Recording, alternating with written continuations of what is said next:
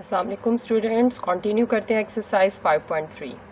Okay, our next topic is zero for polynomial. Zero for polynomial क्या है? For specific number x is equal to a is substituted for the variable x in a polynomial p of x. यानी जो dividend है उसमें जब हम x की एक स्पेसिफिक वैल्यू a पुट करें so that the value p of a is zero, वो पुट करने से हमारे पास वो जो पोलिनोमियल है, वो जो डिविडेंड है, वो ज़ीरो के इक्वल आ जाए, तो then x is equal to a, then वो x की वो a वैल्यू जो है is called a zero of the polynomial, वो पोलिनोमियल का ज़ीरो कहलाएगी। ठीक है, ज़ीरो भी उसको कह सकते हैं, पोलिनोमियल का सोल्यूशन कह सकते हैं, या पोलिनोमियल का रूट्स कह सकते हैं।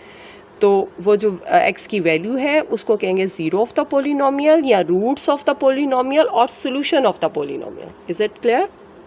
फॉर एग्जाम्पल, हमारे पास p ऑफ x की वैल्यू है x square minus 5x plus 6 और हम इसको डिवाइड करने लगे हैं x माइनस 3 के साथ, यानी we are going to put x is equal to 3।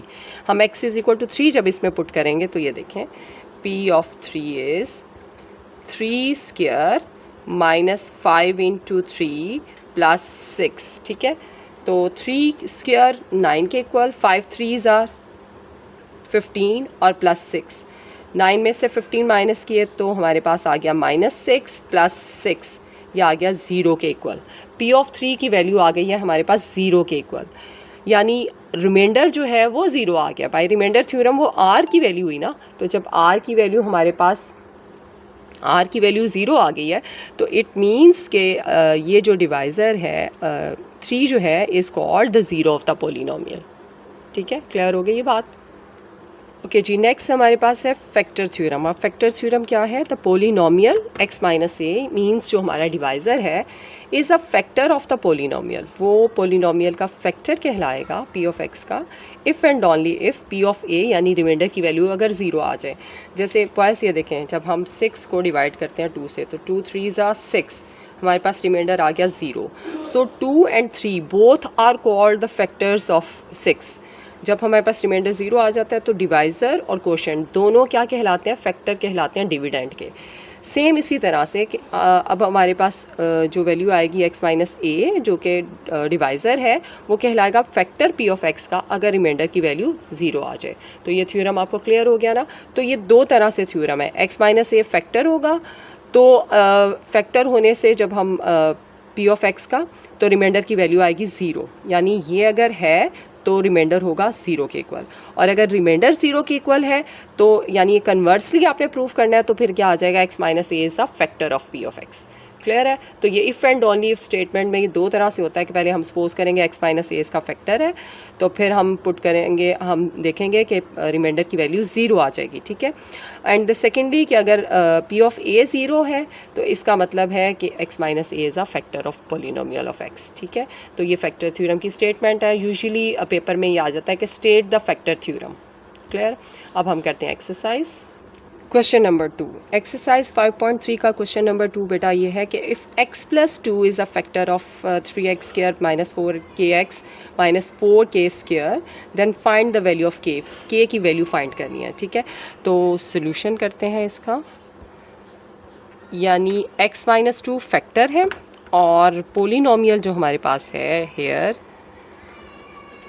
p of x यानी जो डिविडेंड है उसकी वैल्यू है 3x square minus 4kx minus 4k square, ये डिविडेंड की वैल्यू है। और जो फैक्टर है, फैक्टर बाय फैक्टर थ्योरम हमारे पास जो फैक्टर होता है वो x माइनस ए होता है ना, डिवाइज़र ही फैक्टर होता है। ठीक है, तो वो है x प्लस 2। अब हमने बताना है k की वैल्यू फाइंड करनी है। अच्छा ओके, बाय फैक्टर थ्योरम अगर ये फैक्टर है डिविडेंड का तो ऑब्वियसली रिमाइंडर की वैल्यू क्या आएगी? 0। ठीक है, तो हम यहाँ लिखेंगे by factors theorem, factor theorem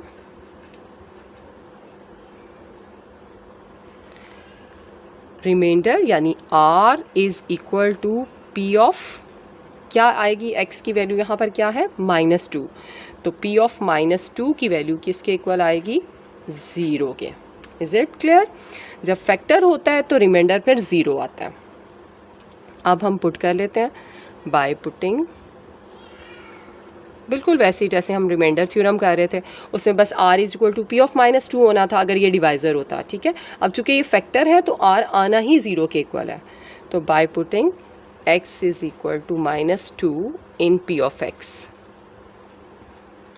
तो p(-2) की वैल्यू आ गई 3 टाइम -2² -4k-2 और -4k², और इसको किसके इक्वल लेना है, 0 के, बाय फैक्टर थ्योरम। तो पहले ही हम उसको 0 के इक्वल लेके चलेंगे। अब देखिए -2 का स्क्वायर 4 3 ज़ा 12, माइनस माइनस प्लस 8k और -4k² इज इक्वल टू 0। अब देखें ये k में ये हमारे पास क्वाड्रेटिक इक्वेशन बन गई, क्वाड्रेटिक एक्सप्रेशन बन गया। तो अभी हमने एक्सरसाइज 5.2 में देखा कि क्वाड्रेटिक एक्सप्रेशन हो तो उसको हम फैक्टराइजेशन कैसे करते हैं, मिड टर्म ब्रेकिंग से। तो पहले तो हम इसको करेंगे पॉजिटिव, यानी उसको उधर ले जाएंगे, तो 4k² -8k हो जाएगा और -12 इज इक्वल टू 0। अब इसकी करेंगे जी बाय मिड टर्म ब्रेकिंग।